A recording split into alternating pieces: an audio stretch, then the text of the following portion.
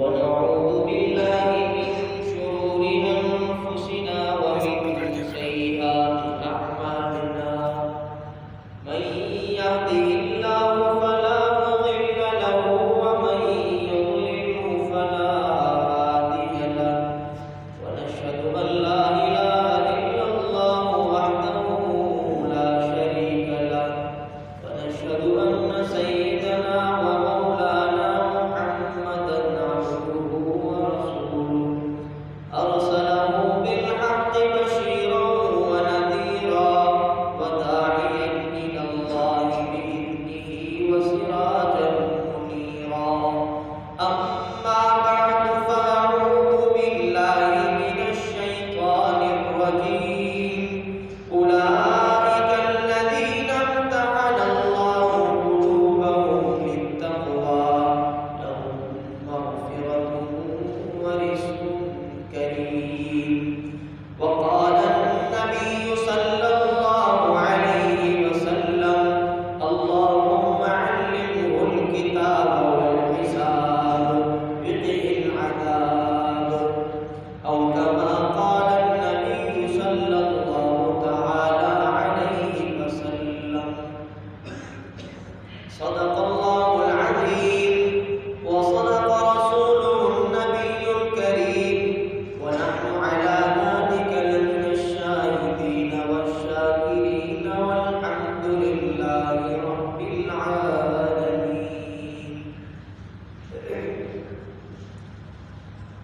میرے انتہائی وجہ احترام معزز ساتھیوں، بزرگوں اور بھائیوں، السلام علیکم ورحمۃ اللہ تعالی وبرکاتہ۔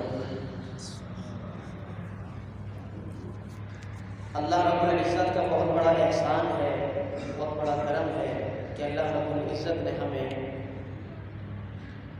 مسلمان گھرانے کے اندر پیدا فرمایا ہے، اور اسی کے ساتھ ساتھ اللہ رب العزت کا بہت بڑا احسان ہے، بہت بڑا کرم ہے کہ اللہ رب العزت نے ہمیں نماز جمعہ کی ادائیگی کا اہتمام کرنے کی توفیق عطا فرمائی ہے۔ میرے دوستوں بزرگوں، بہت ہی مبارک بابرکت مہینے کا آغاز ہوا چاہتا ہے۔ ماہ رجب المرجب کا یہ مہینہ شروع ہوا ہے۔ آج رجب المرجب کی 9 تاریخ ہے، یعنی 9 رجب المرجب ہے، اور بہت ہی عظیم یہ مہینہ ہے کہ جس میں رسول اللہ صلی اللہ تعالی علیہ وسلم اسی مہینے سے رمضان مبارک کی تیاریاں شروع فرما دیا کرتے تھے، اور اس کی برکات، رمضان المبارک کی برکات، اس کے اخبارات رجب کے مہینے میں ہی شروع کر دیا کرتے تھے۔ میرے دوستوں اور بزرگوں، یہ رجب المرجب یہ ایسا مہینہ ہے کہ جس میں فاتح اسلام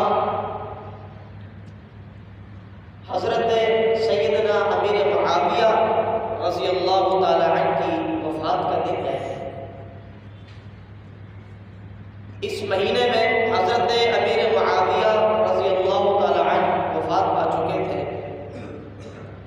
یہ دراصل حضرت امیر معاویہ رضی اللہ تعالی عنہ کون تھے، شریعت میں، اسلام میں ان کا کیا کردار تھا، مناسب سمجھوں گا کہ اسی حوالے سے 5-6 منٹ کی کچھ گفتگو ہو جائے۔ دعا ہے کہ اللہ رب العزت مجھے حق اور سچ بات بیان کرنے کی توفیق عطا فرمائے۔ میرے دوستوں اور بزرگوں، سیدنا امیر معاویہ رضی اللہ تعالی عنہ کا اصل نام معاویہ تھا، اور علامہ بدر الدین عینی رحمۃ اللہ علیہ جو بخاری شریف کے شارح بھی ہیں، جنہوں نے شرح لکھی ہے، وہ فرماتے ہیں کہ معاویہ نام کے تقریباً 20 سے زائد صحابہ کرام ایسے تھے کہ جن کے نام کیا تھے، معاویہ تھے۔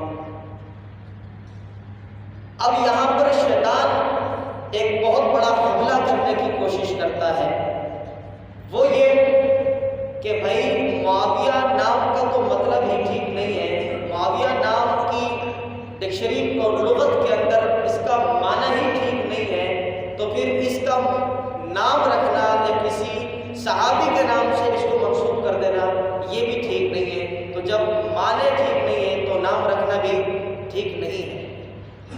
تو میرے دوستو اس کا جواب یہ ہے کہ آپ علیہ السلام کے سامنے جب کوئی ایسا نام لیا جاتا تو آپ صلی اللہ علیہ وسلم اس شخصیت کی جانچ پڑتال کرنے سے پہلے ان کے ناموں کی جانچ پڑتال کیا کرتے تھے۔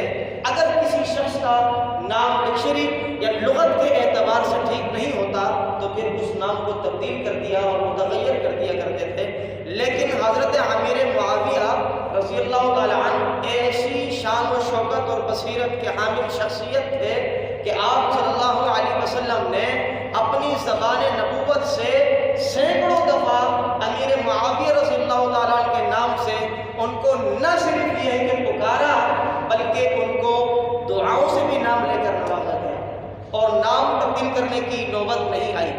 اور یقینی بات یہ بھی ہے کہ جب کسی نام کو صحابی رسول سے نسبت قائم ہو جائے تو اس وقت لغت کا اعتبار نہیں ہوتا بلکہ اس وقت نسبت کا اعتبار ہوتا ہے، کیونکہ صحابی تو کہتے ہی اس کو ہیں جو اپنے حیات میں اسلام کی حالت میں رسول اللہ صلی اللہ علیہ وسلم کا دیدار کر لے، ایسوں کو صحابی کہا جاتا ہے۔ تو ایسی صحابیت کا شرف حضرت امیر معاویہ رضی اللہ تعالیٰ عنہ حاصل کر چکے ہیں۔ یہ ان کی کنیت عبد الرحمن ہے اور ان کا لقب ناصر لدین اللہ اور ناصر لحق اللہ، یعنی اللہ تعالیٰ کے حق کے مددگار، اللہ تعالیٰ کے دین کے مددگار، یہ ان کا لقب ہے۔ آپ صلی اللہ علیہ وسلم نے حضرت امیر معاویہ رضی اللہ تعالیٰ عنہ سے متعلق بے شمار مناقب اور فضائل بیان کیے ہیں اور دعاؤں سے نوازا ہے۔ ایک طرف فرمایا کہ اللہ معاویہ کو ہادی اور مہدی بنا، اور دوسری طرف یہ دعا دی کہ اللہم علمہ الکتاب والحساب وقہ العذاب، کہ اللہ حضرت امیر معاویہ کو کتاب اور حساب کا علم عطا فرما۔ یہ دعائیہ کلمات دراصل زبان نبوت سے جاری ہو رہے ہیں، کس کے حق میں؟ حضرت سیدنا امیر معاویہ رضی اللہ تعالیٰ عنہ کے حق میں۔ میرے دوستو، حضرت امیر معاویہ رضی اللہ تعالیٰ عنہ یہ بیٹے ہیں حضرت ابی سفیان رضی اللہ تعالیٰ عنہ کے۔ آپ نے سنا ہوگا، بہت بڑا نام ہے قریش کی سرزمین پر، اور ہاشمی قبیلے میں ایک بہت بڑا چمکتا نام ابو سفیان جس کا نام تھا، یہ ان کے بیٹے ہیں معاویہ، اور ابو سفیان ان کے والد ہیں، اور ان کی والدہ ہیں حضرت ہندہ رضی اللہ تعالیٰ عنہ۔ یہ تینوں صحابی ایسے تھے جو اسلام نہیں لائے تھے، یعنی کہ بیٹا بھی کافر تھا، باپ بھی کافر تھا، اور بیٹے کی ماں بھی کیا تھی؟ کافر تھی۔ یہ اسلام نہیں لائے تھے، اور یہاں تک کہ جب غزوہ بدر میں ابو جہل کو، جب دو چھوٹے معصوم بچوں نے جب ابو جہل کو، اسلام کے دشمن کو، اس کا سر قلم کر دیا، تو اس کے بعد پھر اس قبیلے کا جو سردار نامزد کیا گیا اس کا نام تھا ابو سفیان، جو مسلمانوں کے خلاف کافروں کا سردار بنا تھا، جس کا نام تھا ابو سفیان، جس کے بیٹے ہیں امیر معاویہ رضی اللہ عنہ۔ لیکن ایسا کیا ہوا کہ جس کی وجہ سے ان کو رسول اللہ صلی اللہ علیہ وسلم کے اور دین حنیف کے قدموں میں آ کر اسلام قبول کرنا پڑا؟ تو چند ایسی وجوہات تھی جو حضرت ابو سفیان کو متاثر کر گئی، حضرت ہندہ کو بھی متاثر کر گئی، اور حضرت معاویہ رضی اللہ تعالیٰ عنہ کے بارے میں ذرا مختلف قسم کے اقوال ہیں، وہ میں آپ سے بتاتا ہوں۔ تو میرے دوستوں اور بزرگوں، حضرت امیر معاویہ رضی اللہ تعالیٰ عنہ در حقیقت بچپن سے ہی بڑے تدبر مزاج شخصیت کے حامل تھے، ٹھیک ہے جی۔ حضرت امیر معاویہ رضی اللہ تعالیٰ عنہ کی تاریخ میں کوئی ایک ایسا واقعہ، کوئی ایک ایسی مثال نہیں ملتی اسلام لانے سے پہلے، کوئی ایسی تاریخ نہیں ملتی اس وقت کی تاریخ جس وقت حضرت امیر معاویہ ابو سفیان کے گھر میں رہتے تھے، حضرت ہندہ رضی اللہ تعالیٰ عنہ کے گھر میں رہتے تھے۔ یعنی جب ابو سفیان قبیلے کے سردار تھے، کفار کے سردار تھے، تو اس وقت ان حالات میں امیر معاویہ بھی پرورش پا رہے تھے انہی کافروں کی صفوں میں۔ لیکن تاریخ میں کوئی ایک ایسی بات، تاریخ میں کوئی ایک ایسا واقعہ ہمیں نہیں ملتا کہ حضرت امیر معاویہ نے اسلام کے خلاف کسی سازش میں یا اسلام کے خلاف چلنے والی کسی کمپین میں حصہ لیا ہو، سوال ہی پیدا نہیں ہوتا، کسی تاریخ میں اس کی مثال نہیں ملتی۔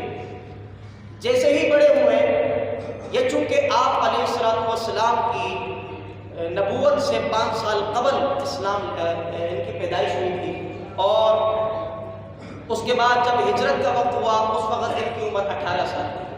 تو اب مسئلہ یہ ہے کہ یہ بچپن سے ہی اسلام کے خلاف کی سازش کا حصہ نہیں رہے، شروع سے ہی ان کے دل میں اسلام کی محبت تھی اور کفار کے لیے ان کے دلوں میں نفرت تھی۔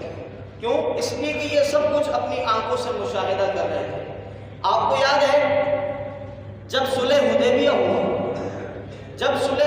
ہوا سن 7 ہجری میں، تو اس وقت آپ علیہ الصلوۃ والسلام کو بیت اللہ آنے سے کفار نے روک دیا کہ آپ اس سال ہمارے ہاں آ کر عمرہ نہیں کر سکتے۔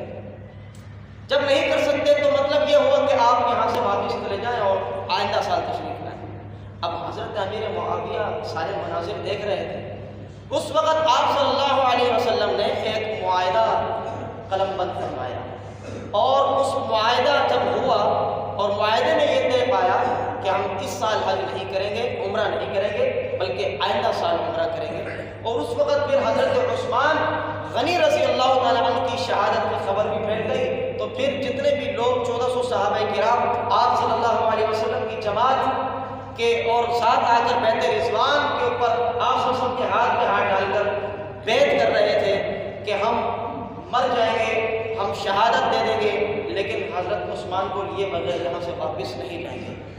حضرت امیر معاویہ خود فرماتے ہیں کہ در حقیقت اس وقت میں اسلام لا چکا تھا، البتہ کفار مکہ کے خوف اور ڈر کی وجہ سے میں نے اسلام کو مکی زندگی میں ظاہر نہیں فرمایا، لیکن جب فتح مکہ کا موقع آیا، فتح مکہ کے موقع پر جب لوگ جوق در جوق اسلام کی طرف آ رہے تھے، اسلام میں داخل ہو رہے تھے، اس وقت حضرت امیر معاویہ نے بڑے دھڑلے کے ساتھ آ کر محمد عربی صلی اللہ علیہ وسلم کے ہاتھ دست اقدس پر کلمہ طیبہ پڑھا اور ڈنکے کی چوٹ پر اسلام کا اظہار فرمایا۔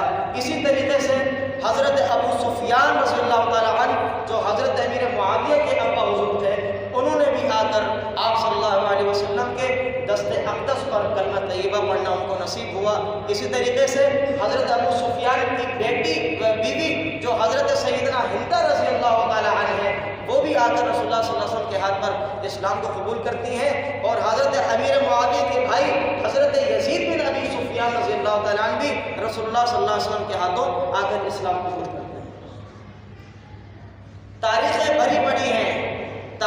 بھری پڑی ہے کہ حضرت امیر معاویہ کا اسلام لانے کے بعد کیا کردار رہا ہے، انہوں نے کیا رول دنیا کو بتایا ہے، کیا اسلام دنیا کو پیش کیا ہے، کون سا اسلام دنیا کو پیش کیا ہے، کس کا اسلام دنیا کو پیش کیا ہے۔ بہت سارے لوگ حضرت امیر معاویہ رضی اللہ تعالیٰ عنہ کے بارے میں خط مل کا شکار ہیں کہ حضرت امیر معاویہ کی اللہ جانے کہ حضرت علی رضی اللہ تعالیٰ عنہ کے مقابلے میں کیا پالیسی ان کی ہوتی تھی کہ دونوں آپس میں لڑ جایا کرتے تھے۔ ایسی کوئی بات نہیں تھی، کوئی وجوہات ایسی ہوتی ہے، مقصد ایک ہوتا ہے، مقصد ایک ہے کہ اللہ کی رضا، مقصد یہ ہے کہ دین کا کام اس طریقے سے کرنا ہے، لیکن طریقے مختلف ہو سکتے ہیں، طریقوں میں اختلاف ہو سکتا ہے۔ حضرت علی رضی اللہ تعالیٰ عنہ کی رائے یہ ہے، حضرت معاویہ کہتے ہیں کہ میری رائے یہ ہے، میں اس رائے میں اس پوزیشن کو بہتر سمجھتا ہوں، اور حضرت علی اس رائے کو اس پوزیشن کو بہتر سمجھتا ہوں۔ مقصد ایک ہے دونوں، جیسا کہ رسول اللہ صلی اللہ علیہ وسلم نے نماز کے مختلف طریقے بتا دیے۔ اب کچھ لوگ نماز دوسرے طریقے سے پڑھتے ہیں، کچھ ہاتھ باندھ دیتے ہیں، کچھ ہاتھ نہیں باندھتے، لیکن مقصد ایک ہے، اللہ کی رضا۔ اب ہم نے اس اختلاف کو بنیاد نہیں بنانا، ٹھیک ہے، اس اختلاف کو ہم نے بنیاد نہیں بنانا کہ جی یہ دین کا مسئلہ ہے۔ دین کا مسئلہ ہے، آپ طریقوں میں اختلاف کر سکتے ہیں، طریقہ آپ کا اپنا ہو سکتا ہے، لیکن شریعت کے عین مطابق ہے، شریعت کے عین مطابق۔ تو میرے دوستوں اور بزرگوں، حضرت امیر معاویہ رضی اللہ تعالیٰ عنہ نے تقریباً 40 سال حکومت کی. کتنے سال کی؟ حضرت امیر معاویہ رضی اللہ تعالیٰ عنہ نے 40 سال حکومت کی. سب سے پہلے آپ علیہ الصلوۃ والسلام کے بعد حضرت ابوبکر صدیق رضی اللہ تعالیٰ عنہ کو خلافت سے نوازا گیا. اس کے بعد حضرت فاروق اعظم رضی اللہ تعالیٰ عنہ کے دور میں بھی آپ رضی اللہ تعالیٰ عنہ حضرت امیر معاویہ رضی اللہ تعالیٰ عنہ شام کے گورنر رہے. فاروق اعظم رضی اللہ تعالیٰ عنہ کا جتنا دور خلافت رہا اس پورے دور خلافت میں حضرت امیر معاویہ شام کے گورنر رہے اور حضرت فاروق اعظم رضی اللہ تعالیٰ عنہ پورے طریقے سے تسلی بخش رہے اور اطمینان بخش رہے. حضرت امیر معاویہ کی کسی پالیسی سے حضرت فاروق اعظم رضی اللہ تعالیٰ عنہ کو اختلاف نہیں ہوا، کیونکہ حضرت امیر معاویہ رضی اللہ تعالیٰ عنہ کو جب کسی گورنر کی شکایت آتی تھی تو ان کو فوراً معزول کرتے تھے. لیکن حضرت امیر معاویہ کی کوئی ایسی شکایت نہیں آئی کہ جو اسلام کے خلاف جانے والی. اسلام کے خلاف جانے والی کوئی شکایت حضرت فاروق اعظم رضی اللہ تعالیٰ کے دربار میں اب تک نہیں پہنچی، تو وہ اپنے منصب پر قائم اور دائم رہے. اس کے بعد حضرت عثمان غنی رضی اللہ تعالیٰ عنہ کے دور خلافت تقریباً 12 سال یہ شام کے حاکم رہے. اور اس کے بعد پھر حضرت علی رضی اللہ تعالیٰ عنہ کے دور میں بھی یہ شام کے حاکم رہے اور شام کے امیر رہے. جب حضرت علی رضی اللہ تعالیٰ عنہ کی شہادت ہوئی، ان کی شہادت کے بعد حضرت علی المرتضیٰ رضی اللہ تعالیٰ عنہ کے بیٹے حضرت حسن رضی اللہ تعالیٰ عنہ خلافت پر قائم ہوئے اور ان کا دور خلافت تقریباً 6 ماہ کے دورانیہ تک رہا. 6 ماہ تک یہ خلیفہ رہے، ملک اور سلطنت کے خلیفہ رہے. لیکن 6 ماہ کے بعد اپنی خلافت حضرت امیر معاویہ رضی اللہ تعالیٰ عنہ کے حق میں دستبردار ہو گئے. تو یہ تھا وہ جذبہ. جب حضرت امیر معاویہ رضی اللہ تعالیٰ عنہ کو خلافت سونپ دی تو اس کے بعد پھر آپ امیر معاویہ رضی اللہ تعالیٰ عنہ نے 64 لاکھ مربع میل پر اسلام کا جھنڈا گاڑا. 64 لاکھ مربع میل پر اسلام کا جھنڈا گاڑا اور 40 سال دور حکومت میں ایک مثال ایسی نہیں ملتی کہ جو اسلام کے خلاف جانے والی ہو. اگرچہ حضرت علی سے لڑائی ہوئی تھی لیکن اسلام کے خلاف کوئی شکایت نہیں ملتی، کسی تاریخ میں نہیں ملتی. لوگ گھڑنے والے شکایتیں گھڑ لیتے ہیں، بنیاد بنانے والے حدیثیں گھڑ لیتے ہیں اور اپنی طرف سے باتیں اور تاریخ کا حوالہ دے لیتے ہیں. سر تاریخ بعد میں ہے، پہلے احادیث مبارکہ ہے. پہلے ہم احادیث کو دیکھیں گے. تاریخ حجت نہیں ہے. دین اسلام کو ثابت کرنے کے لیے تاریخ کبھی حجت نہیں بنتی. ہمیشہ قرآن حجت بنتا ہے، ہمیشہ حدیث حجت بنتی ہے، ہمیشہ اجماع حجت بنتا ہے، ہمیشہ قیاس حجت بنتا ہے. قیاس کے بعد 5واں حجت بننے کے لیے کوئی آپشن موجود نہیں ہے.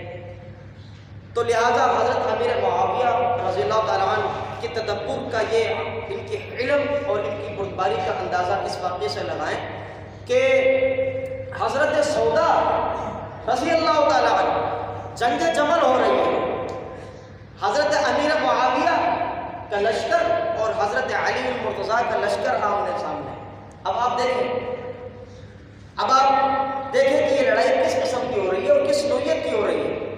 اچھا، حضرت علی رضی اللہ تعالیٰ عنہ کے لشکر میں حضرت سودا رضی اللہ تعالیٰ عنہ یہ صحابی رسول تھے. حضرت امیر معاویہ رضی اللہ تعالیٰ عنہ کی صحابی رسول تھے. لیکن کیا وجہ ہے، جب لڑائی ختم ہوئی تو حضرت سودا رضی اللہ تعالیٰ عنہ حضرت امیر معاویہ کی خدمت میں تشریف لائے. حضرت سودا کس کی طرف سے لڑ رہے ہیں؟ حضرت علی کی طرف سے لڑ رہے ہیں اور حضرت امیر معاویہ کے خلاف جا رہے ہیں. لیکن حضرت سودا رضی اللہ تعالیٰ عنہ لڑائی ختم ہونے کے بعد کہاں تشریف لا رہے ہیں؟ حضرت امیر معاویہ رضی اللہ تعالیٰ عنہ کے پاس تشریف لا رہے ہیں اور حضرت امیر معاویہ رضی اللہ تعالیٰ عنہ نے ان کا بڑا پرتگال قسم کا استقبال کیا، ان کو بٹھایا اور ان کو جاتے وقت تحائف سے نوازا. یہ تھی سچی محبت. اور ایسا بھی ہوا ہے کہ جب امیر معاویہ رضی اللہ تعالیٰ عنہ کے لشکر سے جب کسی کی شہادت ہو جاتی تھی تو حضرت علی المرتضیٰ رضی اللہ تعالیٰ عنہ کے لشکر سے آ کر لوگ ان کے جنازے میں جڑتے تھے، اور جب حضرت علی بن مرتضیٰ رضی اللہ تعالیٰ عنہ کے لشکر سے کسی کی شہادت ہو جاتی تھی تو حضرت امیر معاویہ رضی اللہ تعالیٰ عنہ کا لشکر جا کر ان کے جنازے میں شریک ہوتا تھا۔ تو اب آپ اندازہ یہ لگائیں کہ اختلاف کہاں پیدا ہو رہا ہے؟ اختلاف پالیسی میں پیدا ہو رہا ہے، دین میں اختلاف پیدا نہیں ہو رہا۔ حضرت علی رضی اللہ تعالیٰ عنہ کی اپنی پالیسی بھی ٹھیک ہے، حضرت امیر معاویہ رضی اللہ تعالیٰ عنہ کی اپنی پالیسی بھی ٹھیک ہے۔ ہمیں اس اختلاف میں پڑنا ہی نہیں چاہیے۔ ہم ہوتے کون ہیں؟ صحابہ کی زندگیوں میں تبصرہ کرنے والے، ہم ان کے فضائل بیان کریں، ہم ان کے مناقب بیان کریں۔ جس کو قرآن نے کہا اولئک الذین امتحن اللہ قلوبہم بالتقوی، یہ وہ لوگ ہیں جن کا اللہ نے ان کے دلوں کا امتحان لیا ہے۔ اللہ ان کا امتحان لے چکا ہے اور اب ہم لے رہے ہیں۔ ہمارے امتحان کی کوئی حیثیت، ہمارے امتحان کی کوئی اوقات، ہمارے امتحان کی کوئی حیثیت نہیں۔ ہم ہوتے کون ہیں ان کا امتحان لینے والے کہ صحابہ ایسے تھے، انہوں نے فلاں جگہ غلطی کی، انہوں نے فلاں جگہ غلطی کی۔ آپ کون ہوتے ہیں ان غلطی پر تبصرہ کرنے والے؟ اللہ نے ان کے دلوں کا امتحان لے لیا۔ اولئک الذین امتحن اللہ قلوبہم للتقوی، اللہ نے ان کے دلوں کا، ان کے تقوی کا امتحان لے لیا ہے۔ نتیجہ کیا نکلا؟ لہم مغفرۃ واجر عظیم، ان کے لیے اللہ نے مغفرت لکھ دی ہے اور اجر عظیم بھی لکھ دیا ہے۔ یہ کیا ہے؟ وَإِذَا قِيلَ لَهُمْ لَا تُفْسِدُوا فِي الْأَرْضِ قَالُوا إِنَّمَا نَحْنُ مُصْلِحُونَ، جب ان سے کہا جائے کہ زمین میں فساد نہ کرو تو کہتے ہیں جی ہم فسادی لوگ نہیں ہیں، ہم تو اصلاح کرنے والے ہیں۔ وَإِذَا قِيلَ لَهُمْ آمِنُوا كَمَا آمَنَ النَّاسُ قَالُوا أَنُؤْمِنُ كَمَا آمَنَ السُّفَهَاءُ، جب ان سے کہا جائے کہ ایمان لے آؤ تو وہ کہتے ہیں کہ جیسا کہ یہ بیوقوف ایمان لائے۔ نعوذ باللہ صحابہ کرام کی طرف متوجہ ہو کر کیا کہتے ہیں کہ جیسے یہ بیوقوف ایمان لائے، آپ ہمیں اس ایمان کی بات کرتے ہیں۔ اللہ پھر کیا کہتا ہے؟ الا سن لو انہم هم السفہاء، یہی بیوقوف ہے در حقیقت، ولکن لا یعلمون، لیکن عقل سے عاری ہے، ان کی عقل پر پردے پڑ گئے۔ کیسے؟ ختم اللہ علی قلوبہم وعلی سمعہم وعلی ابصارہم غشاوہ ولہم عذاب عظیم، جب پردہ ڈال دیا ہے اللہ نے تو اب یہ صرف اپنے عذاب کے منتظر ہیں۔ تو میرے دوستو، صحابہ کرام ہماری جان اور صحابہ کرام کا تحفظ یہ ہمارا ایمانی غیرت کا تقاضا ہے۔ کیا ہم ان کے تحفظ کے لیے، دراصل قربانی کا تو سارے دین کا جو محور ہے وہ ہے صحابہ کرام رضوان اللہ تعالیٰ علیہ اجمعین، اگر ہم ان کے خلاف کوئی تبصرہ کرنے بیٹھ جائیں گے تو ہمیں پھر اپنے ایمان کی غور و فکر کرنی چاہیے کہ آپ کا ایمان بھی سلامت ہے یا نہیں۔ اللہ تعالیٰ ہمیں صحابہ کرام رضوان اللہ تعالیٰ علیہ اجمعین کے نقش قدم پر چلنے کی توفیق عطا فرمائے۔ یہ قرآن مجید فرقان حمید جس کو آج ہم پڑھ رہے ہیں، یہ انہی صحابہ کرام کی محنت کا ثمرہ ہے۔ میرے بھائیوں، میں ضروری سمجھ رہا ہوں یہ گفتگو کرنا موقع محل کی مناسبت سے۔ تو قرآن مجید رضی اللہ تعالیٰ، یہ قرآن مجید آپ رضی اللہ تعالیٰ عنہ اجمعین کی محنتوں کا ثمر ہے کہ جس کے نتیجے میں آج ہمیں بیٹھے بٹھائے آیات جڑی ہوئی، رکوع، سورت، پارہ نمبر، ہر چیز جو ہمیں مل گئی ہے، یہ آپ کیا سمجھتے ہیں کہ یہ ایسے ہی اس کے پیچھے کوئی قربانی نہیں ہے؟ اس کے پیچھے اگر کوئی قربانی نہیں ہے تو میں آپ سے پوچھتا ہوں، بتائیں کہ اس کی قربانی پھر کس نے دی ہے؟ لکھنے والے کون تھے؟ اس قرآن کو جمع کرنے والے کون تھے؟ جب صحابہ نہیں تھے تو کون تھے؟ کوئی دوسرے لوگ تھے، کوئی تیسرے لوگ تھے، کوئی کافر تھے۔ قرآن میں اللہ نے جن صحابہ کا ذکر کر دیا ہے ان سے یہی صحابہ مراد ہیں کہ جن کی مثالیں اور جن کے فضائل، جن کے مناقب حضرت عمر، حضرت ابوبکر، حضرت عثمان، حضرت علی، حضرت حسن، حضرت حسین، حضرت امیر معاویہ رضی اللہ عنہ اور دیگر عشرہ مبشرہ 1,44,000 صحابہ کرام کی محنت کا ثمرہ ہے۔ اللہ تعالی ہم سب کو اصحاب محمد رضوان اللہ تعالیٰ علیہ اجمعین کی مکمل اتباع نصیب فرمائے اور انہی کے نقش قدم پر چلنے کی ہمیں توفیق نصیب فرمائے، اور ہمیں بھی انہی کے جذبہ ایمان، انہی جیسا جذبہ ایمان ہمیں نصیب فرمائے۔ وآخر دعوانا ان الحمد للہ رب العالمین۔